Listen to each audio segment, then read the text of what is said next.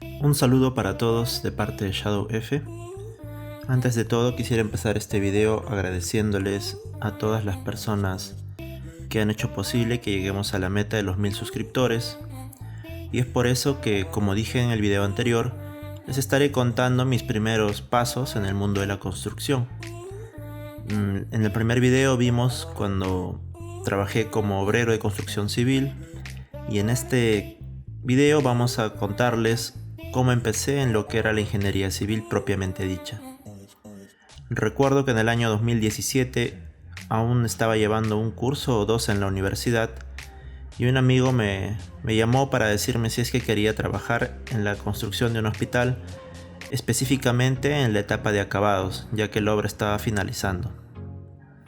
Así que aproveché para ir buscando experiencia, ¿no? Como ya tenía pocos cursos que llevar en la universidad, aproveché esa oportunidad para estudiar y trabajar a la vez.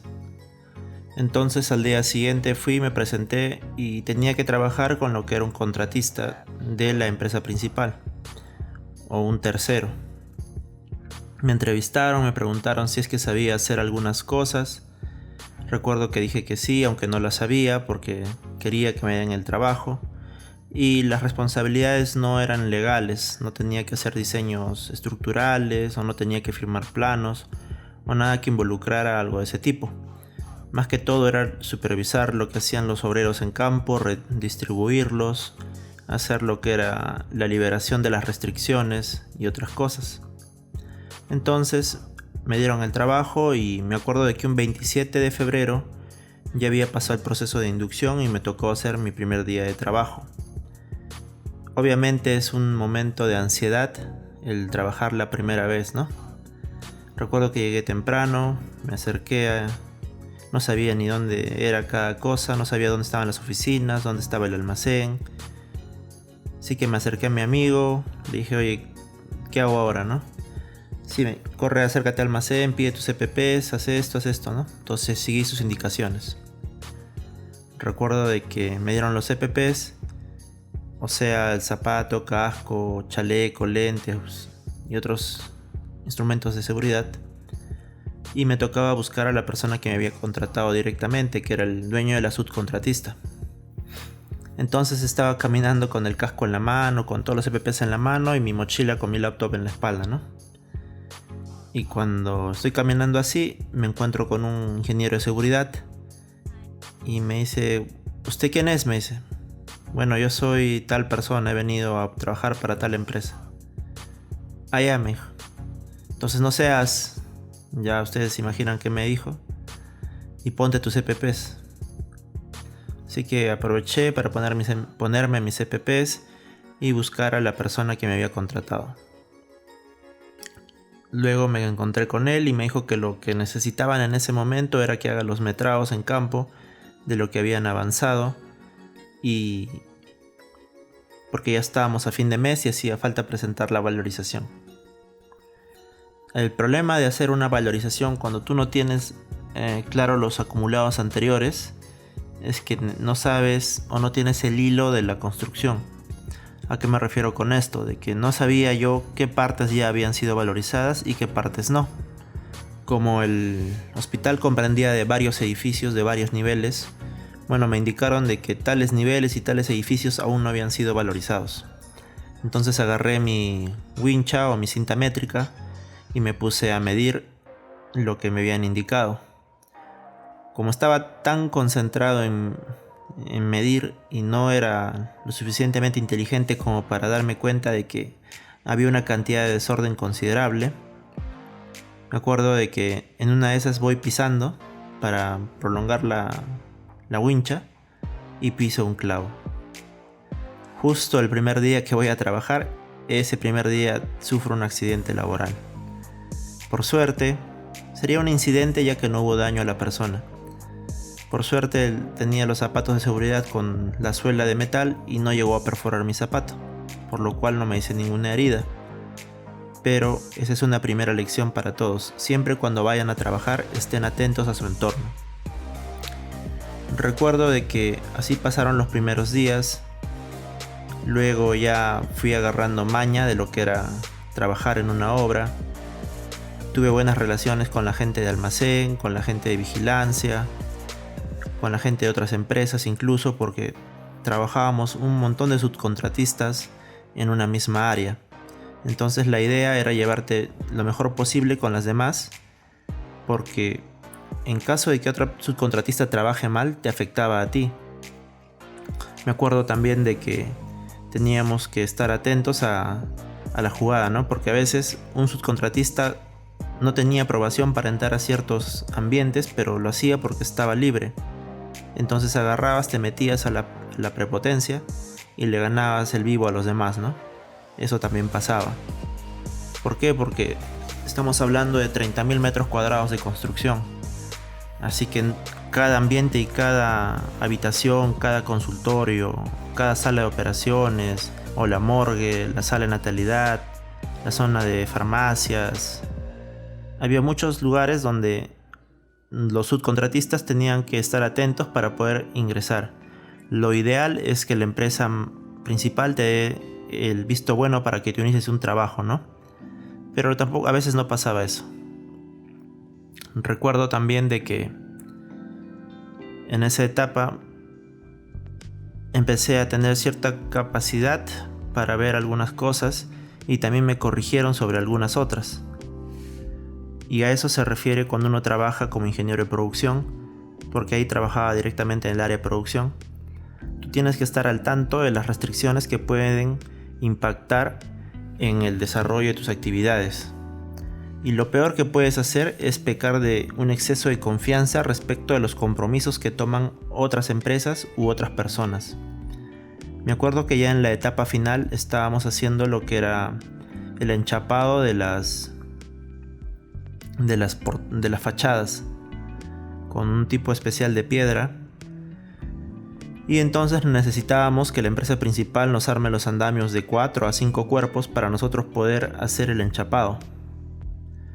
Y recuerdo de que nos habían prometido de que el día siguiente iba a estar tal zona armada, los encofrados, los andamios. Y yo me confié de eso, ¿no? Al día anterior, antes de irme a descansar, no fui a revisar si ya estaban listos los andamios. Entonces yo me fui, dejé ya supuestamente todo listo para el día siguiente, y cuando llegué al día siguiente no estaban los andamios.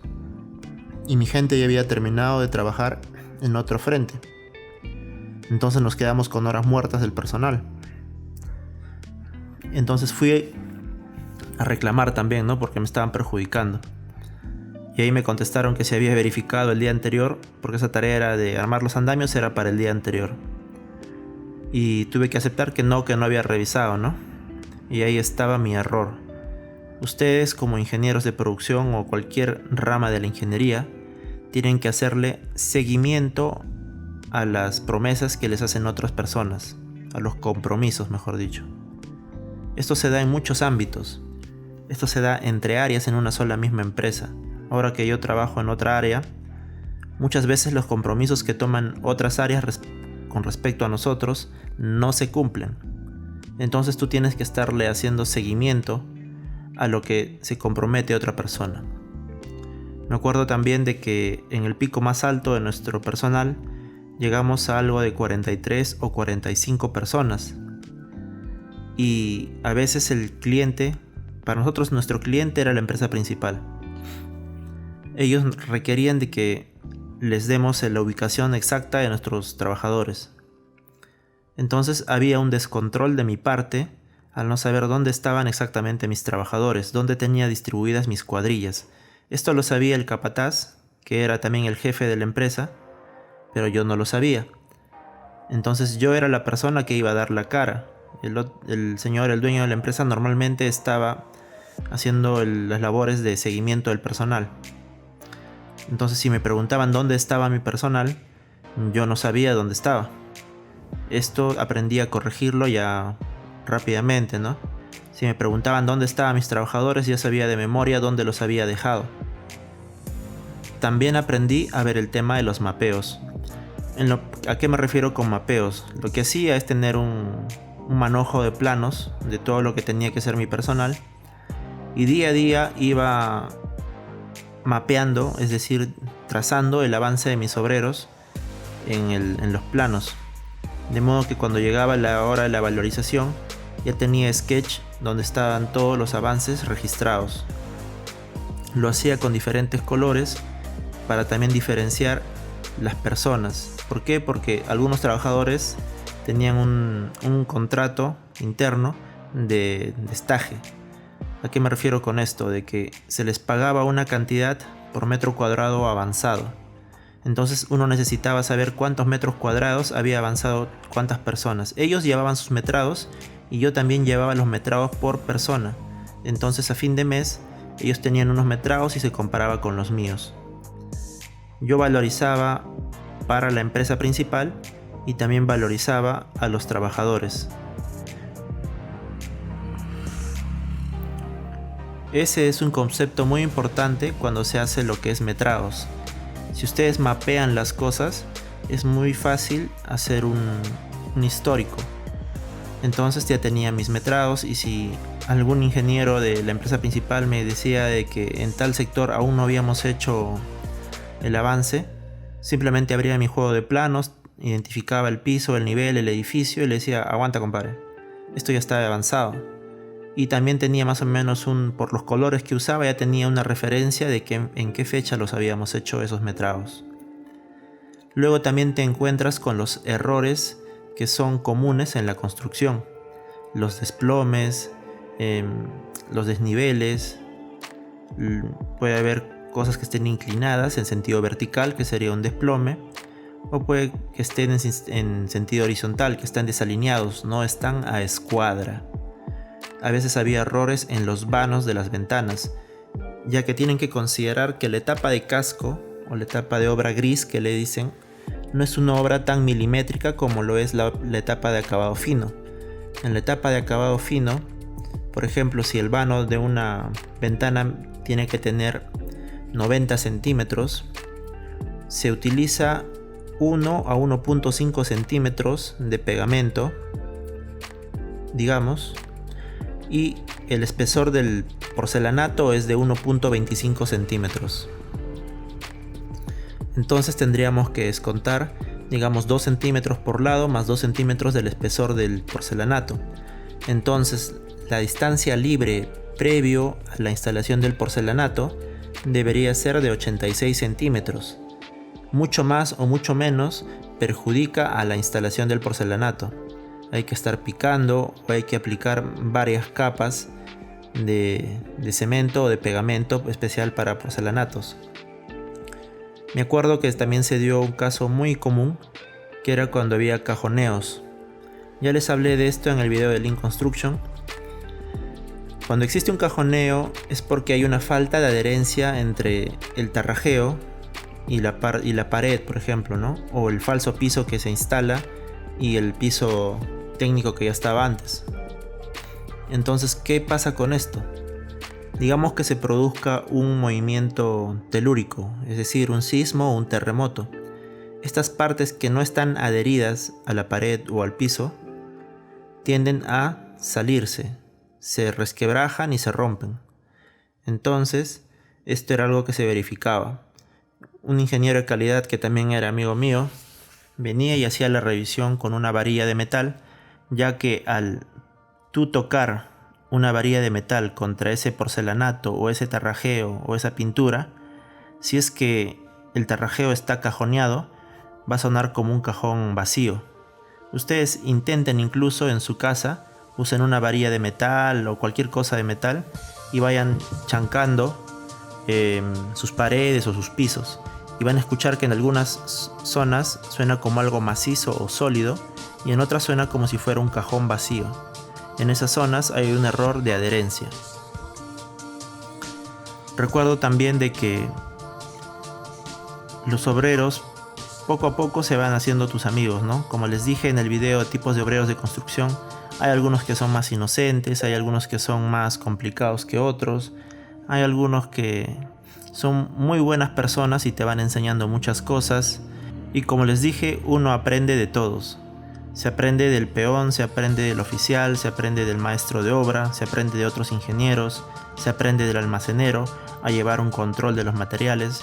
De todas las personas que estén presentes en un proyecto de construcción, ustedes pueden aprender algo valioso. Y así fue como pasaron mis primeros meses en la construcción. Ya luego cambié de proyecto y ahí en el siguiente proyecto estuve algo de año y medio, y ya en el siguiente proyecto estoy cerca a los 2 años de trabajo. Es así como lo más difícil que le puede pasar a un ingeniero es encontrar esa primera oportunidad para demostrar lo que vale.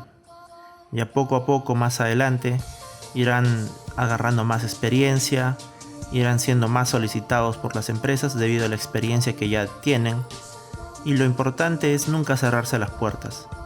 Una mala actitud te cierra las puertas a futuros trabajos. Varias veces esa persona que era dueña de la contratista tercera me llamaba para ofrecerme algunos trabajos, ¿no? Pero yo ya estaba por otro camino.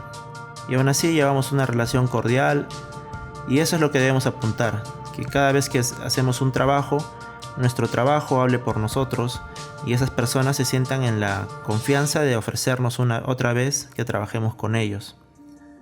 A ellos les agradezco, ¿no? A mis compañeros de la universidad que estuvieron ahí. ¿Por qué? Porque también les expliqué esto. Cuando hay una obra en tu localidad, siempre las empresas van a estar buscando personal local, porque implican un menor costo para el proyecto. Entonces es ahí donde tienen que aprovechar ustedes como nuevos ingenieros, ya sea una mina o una obra grande. Preséntense. Si no tienen algún amigo que los jale, preséntense y busquen esa oportunidad. La primera oportunidad va a ser la más importante. Trabajen con integridad, lleguen puntuales, no lleguen borrachos, no se pasen, no le falten el respeto a nadie. Si es que hay confrontaciones, evidentemente las va a haber. Se van a frustrar en sus primeros días, pero es así, no se rindan. Sigan hacia adelante y poco a poco van a ver cómo su esfuerzo brinda resultados. Esos 5 o 6 o 7 o los años que haya tomado la universidad, más adelante se va a transformar en lo que viene a ser alegrías, una satisfacción para su familia y para sus personas. Eso sería todo por el video de hoy. Se despide Shadow F.